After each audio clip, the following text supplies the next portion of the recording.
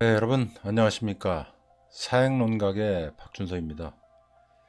은퇴하면 여유롭고 행복할 줄 알았는데 왜 시간이 많아질수록 마음은 더 허전해질까요? 아무것도 하지 않아도 된다는데 왜 오히려 무엇을 해야 할지 몰라 불안해질까요? 처음에는 잠시 쉬는 것 같았지만 어느 순간 무료함이 되고 그 무료함이 무기력으로 그리고 공허함으로 깊어지는 경우가 적지 않습니다. 이 문제는 단순히 성격의 문제가 아닙니다. 은퇴 이후 특정한 성향을 가진 사람에게 더 쉽게 나타나는 현상입니다. 오늘은 은퇴 후에 무료함을 넘어 무력감과 공허함에 빠지기 쉬운 사람의 세 가지 결정적 특성을 짚어보겠습니다. 혹시 그 안에 여러분이 포함되어 있지는 않은지 함께 점검해 보시죠. 오늘의 키워드는 은퇴입니다. 보통 은퇴라고 하면 정년퇴직으로 직장생활을 마무리하는 것을 떠올립니다. 그렇다면 은퇴 후의 삶은 어떤 모습일까요? 은퇴를 앞둔 분들은 저마다 다른 그림을 그리고 계실 겁니다. 그동안 못 가본 여행을 다니며 쉬겠다는 분도 계시고 이미 계획해둔 일이 있어 바로 새로운 일을 시작하겠다는 분도 계십니다. 그게 창업일 수도 있고 재취업일 수도 있겠지요. 그런데 또 어떤 분들은 이렇게 말씀하십니다. 나는 그냥 유유자적하게 지내겠다. 취미생활이나 봉사활동을 하며 소일을 하겠다. 근데 여기서 한 가지 짚고 넘어갈 부분이 있습니다. 창업이나 취업을 통해 다시 일의 구조 안으로 들어간다면 엄밀히 말해 그것은 은퇴라기보다 전환에 가깝습니다. 진정한 의미의 은퇴는 부여받은 직책과 책임에서 물러나고 사회적 역할의 중심에서 한 걸음 비켜나 한가롭게 지내는 상태를 말합니다. 저는 이 한가로움이 어느 순간 무료함으로 그리고 무기력과 공허함으로 변질될 수 있다는 점입니다.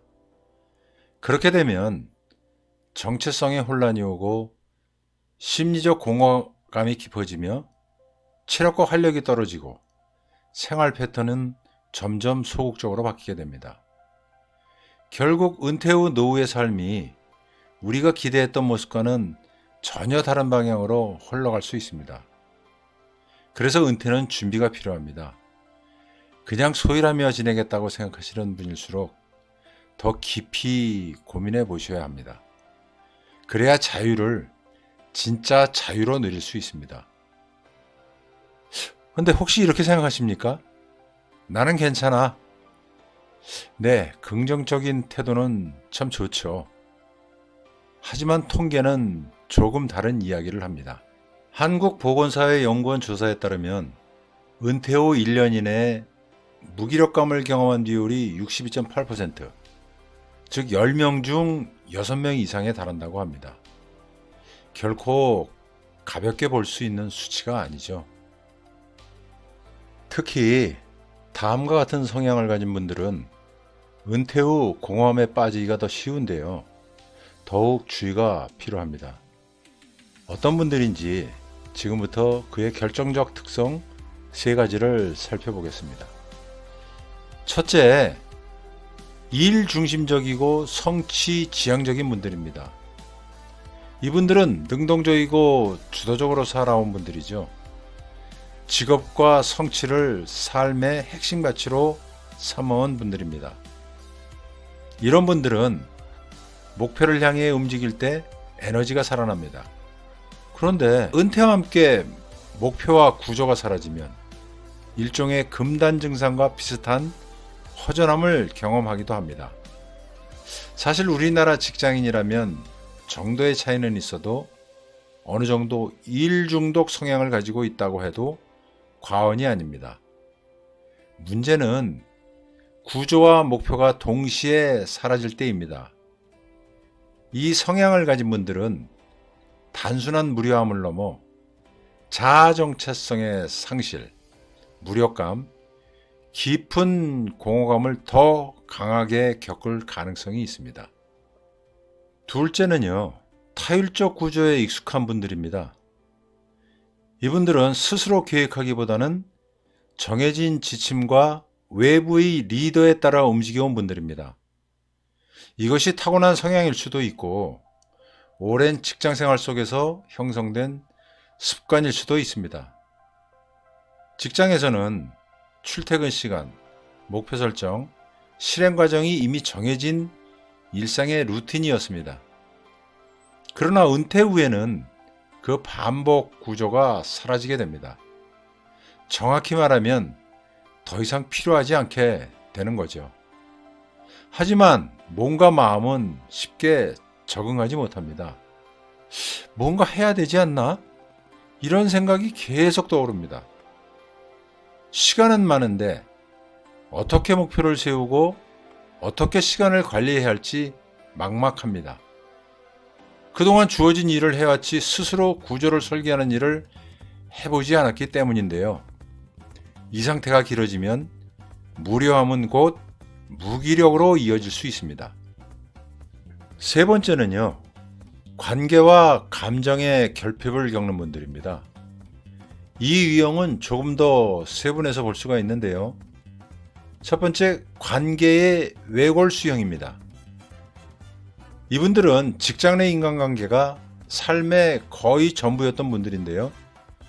업무 중심의 공적 관계에는 익숙하지만 취미 모임이나 친구 관계, 가족과의 깊은 정서적 교류에는 서툰 경우입니다. 명함이 곧 나였던 삶. 그런데 은퇴와 함께 그 명함이 사라지면 소속감도 함께 사라집니다. 이때 급격한 고립감을 경험할 수 있습니다. 두 번째는 감정 억제형인데요.